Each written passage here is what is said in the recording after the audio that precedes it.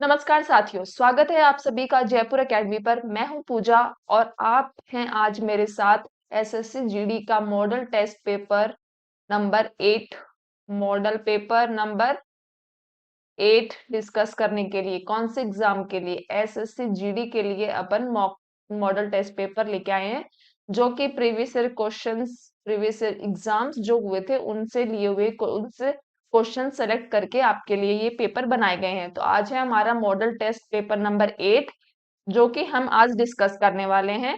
तो अच्छे से इस पेपर को सॉल्व करें, इन क्वेश्चंस का अभ्यास करें। ये क्वेश्चंस बहुत इंपॉर्टेंट हैं आपके एसएससी जीडी एग्जाम के लिए, जो कि फरवरी मार्च में होने वाला है। तो चलिए शुरू कर देते हैं हम आज का हमारा क्लास फर्स्ट क्वेश्चन के साथ। चलिए, how many articles and schedules respectively were there in the Constitution of India in 2019? 2019 में भारत के संविधान में क्रमशः कितने अनुच्छेद और अनुसूचियां थी? यहाँ पे पूछा गया है 2019 का। तो जनरली मैं आपको बता देती हूँ कि 395 आर्टिकल्स थे और 8 अनुसूचियां थी। ठीक है, अब बात करें कि अगर अपने एग्जाम में अब आएगा कि हमारे संविधान में 2023 तक भारत के संविधान में कितने अनुच्छेद और अनुसूचियां हैं, 2023 का पूछा जाएगा अब अपने एग्जाम में। तो वो है कितने आर्टिकल्स हैं अपने कॉन्स्टिट्यूशन में? अब 448 तो हमारे कॉन्स्टिट्यूशन में आर्टिकल्स हो गए हैं और अनुसूचियां यानी कि शेड्यूल्स हैं, 12 शेड्यूल्स हो गए हैं। 12 शेड्यूल्स हैं अपने कॉन्स्टिट्यूशन में। ठीक है, अपना कॉन्स्टिट्यूशन कब अडॉप्ट किया गया था?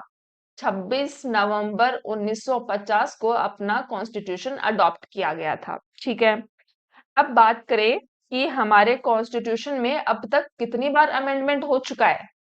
अपने कॉन्स्टिट्यूशन में अब तक 106 बार कॉन्स्टिट्यूशन अमेंडमेंट हो चुके हैं। 106 कॉन्स्टिट्यूशनल अमेंडमेंट हुआ था सितंबर 2023 में, जब अपना विंटर सेशन चल रहा था। तब सितंबर 2000 मॉनसून सेशन चल रहा था सितंबर 2023 में, तब अपना 106 नंबर का कॉन्स्टिट्यूशनल अमेंडमेंट हो गया था। उस अमेंडमेंट का नाम क्या था? वुमेन रिजर्वेशन बिल आया था। वुमेन रिजर्वेशन बिल आया था, जिसको नाम दिया गया था 106 कॉन्स्टिट्यूशनल अमेंडमेंट। तो हमारे संविधान में आर्टिकल्स हैं 448, 12 शेड्यूल्स हैं और 106 बार अमेंडमेंट हो चुका है। ठीक है, 106वें अमेंडमेंट का नाम वुमेन रिजर्वेशन बिल है। ओके, चलिए नेक्स्ट क्वेश्चन की तरफ बढ़ते हैं। निम्नलिखित में से कौन चंद्रगुप्त प्रथम का उत्तराधिकारी था? Who among the following was the successor of Chandragupta first? Vikramaditya, Samudragupta, Chandragupta two या फिर घटोत्कच? तो इसका राइट आंसर हो जाएगा समुद्रगुप्त जो थे वो उसके उत्तराधिकारी थे। किसके? चंद्रगुप्त प्रथम के उत्तराधिकारी जो थे वो समुद्रगुप्त थे। समुद्रगुप्त कौन थे? चंद्रगुप्त प्रथम के बेटे थे। चंद्रगुप्त द्वितीय थे, ये कौन थे? ये समुद्रगुप्त के बेटे थे। ठीक है, अब बात करें समुद्रगुप्त के बारे में। तो जो गुप्ता डायनेस्टी थी, गुप्ता गुप्ता एम्पायर समझ लीजिए, जो गुप्ता एम्पायर था उसका जो फर्स्ट एम्परर था उसका नाम था चंद्रगुप्त फर्स्ट। ठीक है, और जो ये समुद्रगुप्त थे ये गुप्ता एम्पायर के सेकंड एम्परर थे। ठीक है, और इनके इनके जो इनका कार्यकाल में जो गुप्ता एम्पायर था वो दुनिया का सबसे पावरफुल एम्पायर हुआ करता था पूरे दुनिया में। ठीक है, नेक्स्ट क्वेश्चन की तरफ बढ़ते हैं। चलिए, question number 3, which process is used by the unicellular freshwater organisms and most plant cells to take in water? एक कोशिकीय मीठे पानी के जीवों और अधिकांश पौधों की कोशिकाओं द्वारा पानी लेने के लिए किस प्रक्रिया का उपयोग किया जाता है? तो इसके लिए एक तरह से डेफिनेशन है, तो आपको याद रखना है कि ऑस्मोसिस प्रक्रिया का प्रयोग किया जाता है। नेक्स्ट क्वेश्चन की तरफ बढ़ते हैं। What are the two languages in which the Kandar bilingual rock inscriptions were written?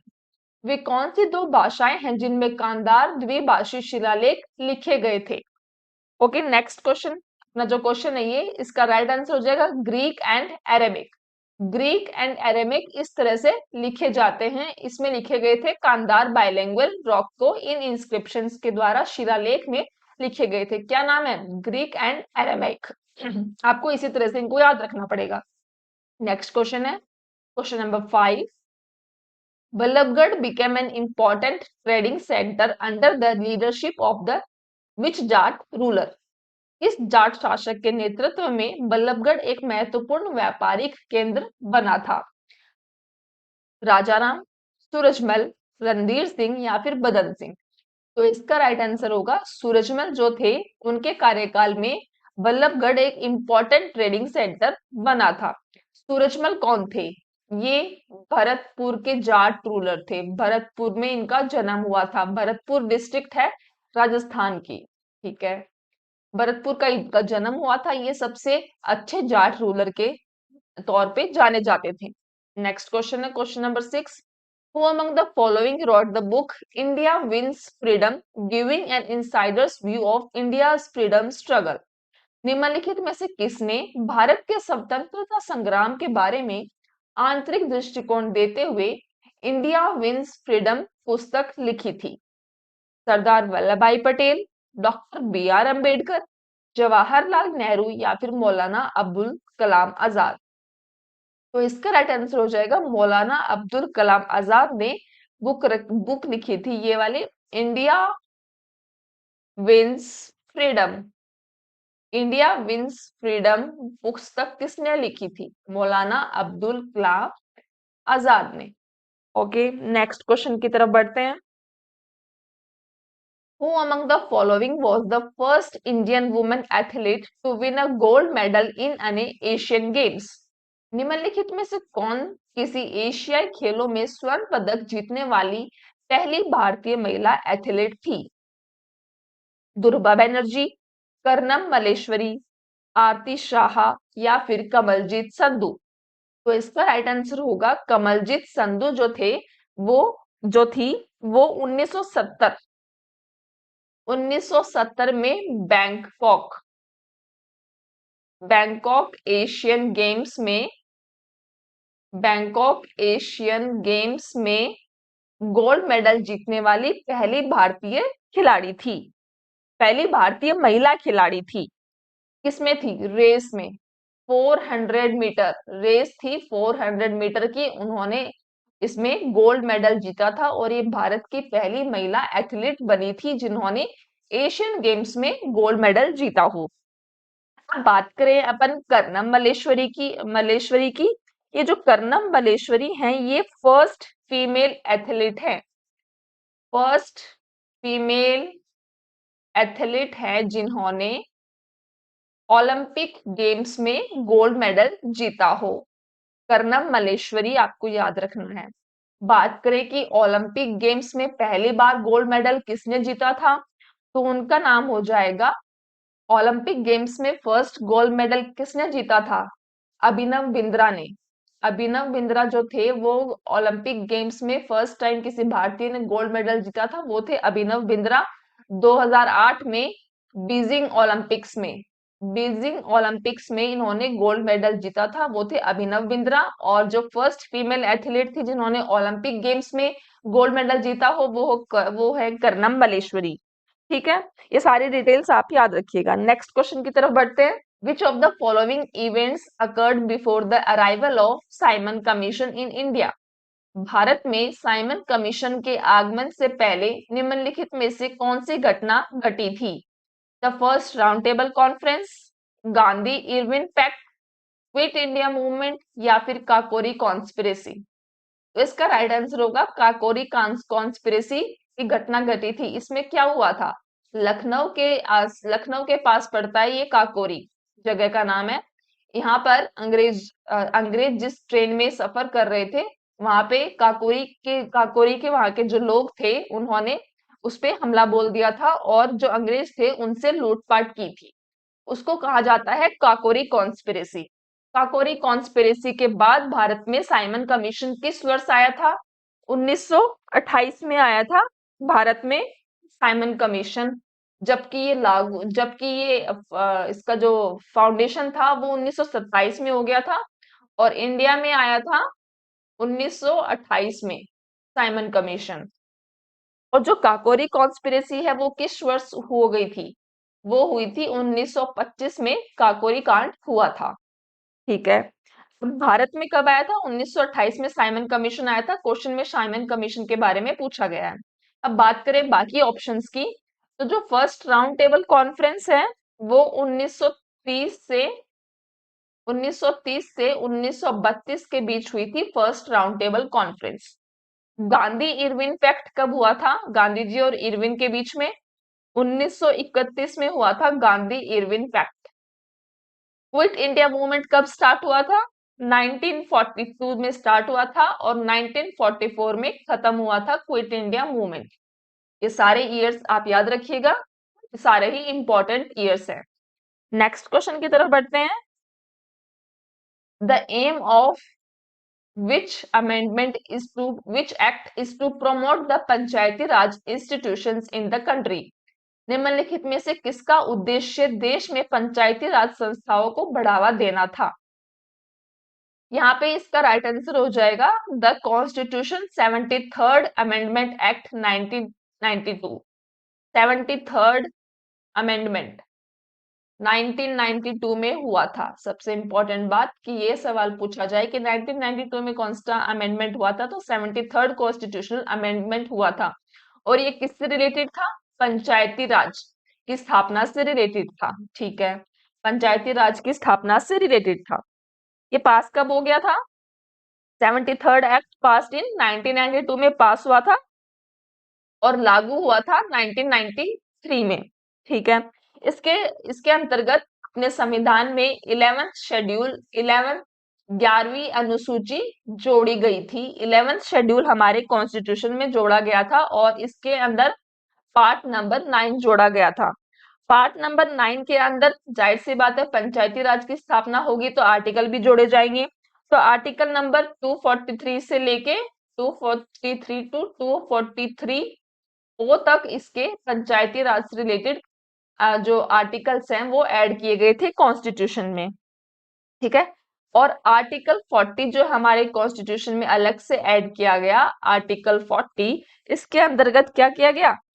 State government है उसको डायरेक्ट किया गया कि वो पंचायत को ऑर्गेनाइज रखें, पंचायत का एक ऑर्गेनाइज्ड रखें, उसके लिए स्टेट्स को डायरेक्ट या फिर दिशा निर्देश दिए गए थे। आर्टिकल 40 में पंचायती राज की स्थापना के बारे में विश्लेषण किया गया है। चलिए नेक्स्ट क्वेश्चन की तरफ बढ़ते हैं अपन। Question number 10, Who among the following won the Dada Saheb Phalke Award in 2020 for his documentary Chilupu? निम्नलिखित में से किसने अपने डॉक्यूमेंट्री चीलूपो के लिए 2020 में दादा साहेब फाल्के पुरस्कार जीता था? इसमें ऑप्शंस दिए गए हैं, 4 ऑप्शंस। इसमें से राइट आंसर हो जाएगा केजांग डी थोंगडोक। केजांग जी थोंगडोक हैं, इनकी जो डॉक्यूमेंट्री है चीलूपो, इसके लिए इनको दादा साहेब फाल्के पुरस्कार 2020 दिया गया था डॉक्यूमेंट्री के फील्ड में। ठीक है, ये जो दादा साहेब फाल्के अवार्ड है इसके बारे में आपको पता होना चाहिए। ये सिनेमा से रिलेटेड हाईएस्ट अवार्ड है, सिनेमा के क्षेत्र में, सिनेमा के फील्ड में हाईएस्ट अवार्ड इसको माना जाता है। और जो फर्स्ट जब दादा साहेब फाल्के अवार्ड जो है उसकी स्थापना 1969 में हुई थी और 1969 में पहली बार किसको दिया गया था? ये एक इंपॉर्टेंट क्वेश्चन है। देविका रानी जी को दिया गया था दादा साहेब फाल्के अवार्ड पहली बार 1969 में। ठीक है, अब अपने करंट में जो पूछा जाएगा वो 2022 के दादा साहेब फाल्के अवार्ड के बारे में पूछा जाएगा, तो वो सारे आपको याद कर लेना है, कौन से एक्टर एक्ट्रेस, कौन सी मूवी, वेब सीरीज, किसको किसको कौन सा अवार्ड मिला है, ये आपको याद कर लेना है 2022 के, कि 2023 के अभी नहीं जारी हुए हैं। ठीक है, नेक्स्ट क्वेश्चन की तरफ बढ़ते हैं। Which of the following is an asset that the borrower owns and uses as a guarantee to a lender until the loan is repaid? निम्नलिखित में से कौन एक परिसंपत्ति है जिसका स्वामित्व उधारकर्ता के पास होता है और वह ऋण चुकाने तक ऋणदाता को गारंटी के रूप में उपयोग करता है? एसेसरी, एंसिलरी, बेल या फिर कोलेटरल? तो इसका राइट आंसर हो जाएगा कोलेटरल, यानी कि संप्राश्विक। संप्राश्विक इसको हिंदी भाषा में बोला जाता है, संप्राश्विक। यानी कि जब तक आप मान लो आपने किसी गांव में किसी से लोन लिया और उसने आपसे इस लोन के बदले आपसे कुछ गारंटी मांगी, तो जो आप गारंटी उसको पकड़ा रहे हो उसको बोलते हैं कोलेटरल, जो कि जब तक वो आपको वापस नहीं देगा जब तक आप उसके पैसे वापस या फिर जो लोन है वो उसको वापस रीपे नहीं करोगे, उसको बोला जाता है कोलेटरल या फिर संप्राश्विक। नेक्स्ट क्वेश्चन है question number 12। In how many phases was the general election to the Legislative Assembly of Bihar 2020 conducted by the Election Commission of India? Bharat निर्वाचन आयोग द्वारा बिहार विधानसभा का आम चुनाव 2020 कितने चरणों में आयोजित किया गया था? तो इसका राइट आंसर हो जाएगा 3 चरणों में। बिहार विधानसभा में बिहार का जो इलेक्शन हुआ था 2020 में, क्योंकि अपना क्वेश्चन पेपर जो है वो 2021 का जो एसएससी जीडी का एग्जाम हुआ था उससे ये क्वेश्चन उठाया गया है। और ये क्वेश्चन इसलिए आपको बताया जा रहा है कि अभी अपने एग्जाम होंगे उसमें आपसे राजस्थान, एमपी, छत्तीसगढ़, छत्तीसगढ़, तेलंगाना और मिजोरम, इन राज्यों में कितने कितने चरणों में वो ये जो वोटिंग हुई थी वो आपको याद कर लेना है कि राजस्थान में कितने चरणों में वोट पड़े थे, एमपी में कितने चरणों में वोट पड़े थे और अदर स्टेट्स में कितने चरणों में वोट पड़े थे, ये आपको चेक कर लेना है। और यही एग्जाम्स में आपको एसएससी जीडी के जितने भी एग्जाम्स होंगे उनके उनमें बहुत सारे एग्जाम्स में इलेक्शन से रिलेटेड क्वेश्चन देखने को मिलेंगे। नेक्स्ट क्वेश्चन है Which of the following is a conventional source of energy? निम्नलिखित में से कौन सा ऊर्जा का पारंपरिक स्रोत है? इसका राइट आंसर हो जाएगा फायरवुड, जो है वो ऊर्जा का एक पारंपरिक स्रोत है। नेक्स्ट क्वेश्चन है Which of the following is a statistical tool that measure a country's overall achievement in terms of health, education and income? निम्नलिखित में से कौन सा एक सांख्यिकीय उपकरण है जो स्वास्थ्य, शिक्षा और आय के संदर्भ में किसी देश की समग्र उपलब्धि को मापता है? Human development index, per capita income, life expectancy या फिर पॉलिटिकल स्टेबिलिटी? तो दुनिया में एक इंडेक्स जारी होता है जिसको कहा जाता है एचडीआई या फिर ह्यूमन डेवलपमेंट इंडेक्स। तो ये ह्यूमन डेवलपमेंट इंडेक्स है, ये 3 क्षेत्रों में मापा जाता है, हेल्थ, इनकम और एजुकेशन के क्षेत्र में। एजुकेशन के जो पॉइंट्स हैं उन पे इसको मापता है। तो ये ह्यूमन डेवलपमेंट इंडेक्स जो है ये आपको पता होना चाहिए कि इसमें इंडिया की रैंकिंग क्या है। 2023 में जो इंडेक्स रिलीज हुआ है ये एग्जाम में पूछा जाएगा। तो 2023 में जो इंडेक्स रिलीज हुआ ह्यूमन डेवलपमेंट इंडेक्स, इसमें भारत का स्थान है 132वां, 191 देशों में, 191 देशों में अपना स्थान है 132वां। ये आपको याद रखना है, ये इंपॉर्टेंट नंबर है, ठीक है।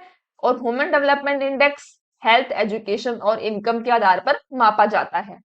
नेक्स्ट क्वेश्चन है question number 15। Who among the following introduce the doctrine of lapse?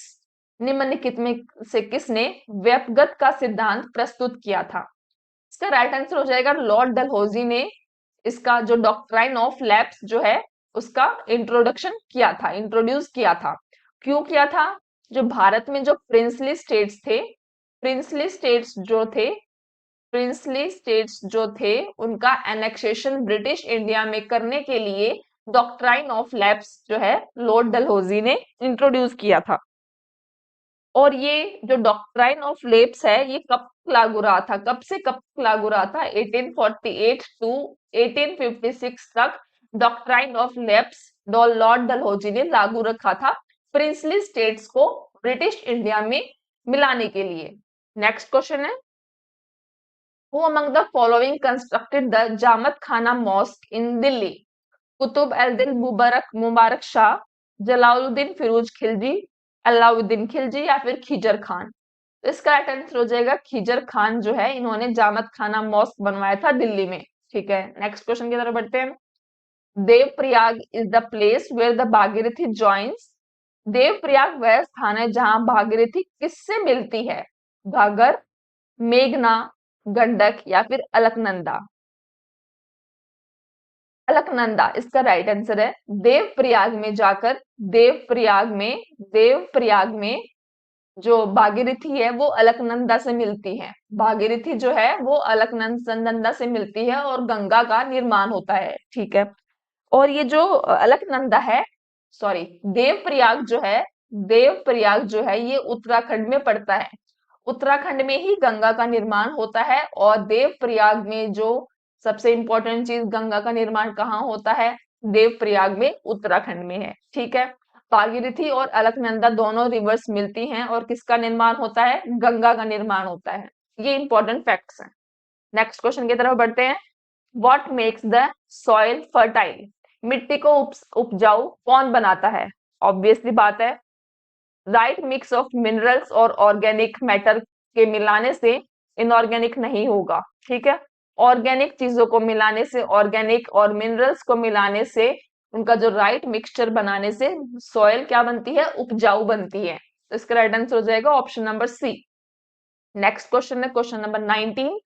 As of 2020, in which of the following cities is the headquarters of Axis Bank located? 2020 तक एक्सिस बैंक का मुख्यालय निम्नलिखित में से किस शहर में स्थित है? इसको हटा दो। अपने को क्या याद करना है? एक्सिस बैंक का मुख्यालय कहाँ है? मुंबई में है। मुंबई में एक्सिस बैंक का कॉरपोरेट मुख्यालय है। कॉरपोरेट मुख्यालय जो है, कॉरपोरेट मुख्यालय जो है वो मुंबई में है। अहमदाबाद में इसका रजिस्टर्ड ऑफिस है। ये दोनों चीज आपको अलग अलग फॉर्म में याद रखनी है, क्योंकि आपसे अलग अलग से भी पूछा जा सकता है कि कॉर्पोरेट या फिर रजिस्टर्ड ऑफिस कौन कौन से जगह पे है। नेक्स्ट क्वेश्चन है क्वेश्चन नंबर 20, लास्ट क्वेश्चन है। Which of the following sports personalities won the Rajiv Gandhi Khel Ratna award 2020? निम्नलिखित में से किस खेल हस्ती ने राजीव गांधी खेल रत्न पुरस्कार 2020 जीता? विशेष भृगुवंशी, धर्मेंद्र तिवारी, मरियप्पन थंगावेलु या फिर विजय बालचंद्र मुनीश्वर? तो जो अपना क्वेश्चन नंबर 20 है, इसका राइट आंसर हो जाएगा option number C. Mariyappan Thangavelu जो है, इनको 2020 का मिला था। ये अपने लिए इंपॉर्टेंट नहीं है। अपने लिए इंपॉर्टेंट ये है कि राजीव गांधी खेल रत्न पुरस्कार जो 2022 है, 2022 का जो राजीव गांधी खेल रत्न पुरस्कार है वो किसको मिला है? अपने एग्जाम में आएगा ये। तो इसका राइट आंसर हो जाएगा अचंता, अचंता, शरत, अचंता, शरत कमल जो है उनको 2022 का खेल रत्न, राजीव गांधी खेल रत्न पुरस्कार दिया गया था। और ये टेबल टेनिस के खिलाड़ी हैं। टेबल टेनिस के खिलाड़ी हैं, क्योंकि आपसे एग्जाम में अगर ये क्वेश्चन भी पूछा जाए कि Achanta Sharath Kamal is related to which of the following sports, तो इसका राइट आंसर होगा टेबल टेनिस से संबंधित ये खिलाड़ी हैं। और राजीव गांधी खेल रत्न पुरस्कार जो है, खेल रत्न अवार्ड जो है, वो स्पोर्ट्स स्पोर्ट्स की फील्ड में हाईएस्ट पुरस्कार माना जाता है। तो उम्मीद करती हूँ कि आपको सारे क्वेश्चंस पसंद आए होंगे, जो भी इंफॉर्मेशन दी गई है वो भी अच्छी लगी होगी। और अगर अच्छी लगी हो तो हमारी वीडियो को लाइक कर दीजिए और चैनल को सब्सक्राइब भी कर लीजिए फर्दर नोटिफिकेशंस के लिए। और हमारे चैनल जो वीडियो है उसको लाइक एंड शेयर जरूर कीजिए अपने दोस्तों को। और thank you so much for watching this video. Take care.